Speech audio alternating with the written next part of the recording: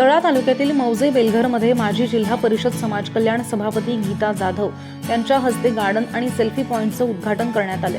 बेलघरमधील विठ्ठल रखुमाई वर्धापन दिन आणि पालखी सोहळ्याच्या पार्श्वभूमीवर ग्रामपंचायतीच्या माध्यमातून उभारण्यात आलेल्या गार्डन आणि आय लव्ह बेलघर या सेल्फी पॉइंटचं उद्घाटन माजी समाज कल्याण सभापती गीता जाधव यांच्या हस्ते संपन्न झाले। यावेळी सरपंच प्रवीण आंबारले यांनी सांगितलं की ग्रामपंचायतीच्या माध्यमातून करण्यात आलेल्या या दोन्ही कामांमुळे गावाच्या सौंदर्यात भर पडली आणि ह्या कार्यक्रमामुळे गावातील नागरिकांच्या चेहऱ्यावर एक प्रकारे समाधान उमटलंय असं दिसून येतं। ग्रामपंचायत हद्दीतील गावांचा विकास करण्यासाठी आम्ही कायम प्रयत्नशील राहणार असंही आश्वासन त्यांनी यावेळी दिले।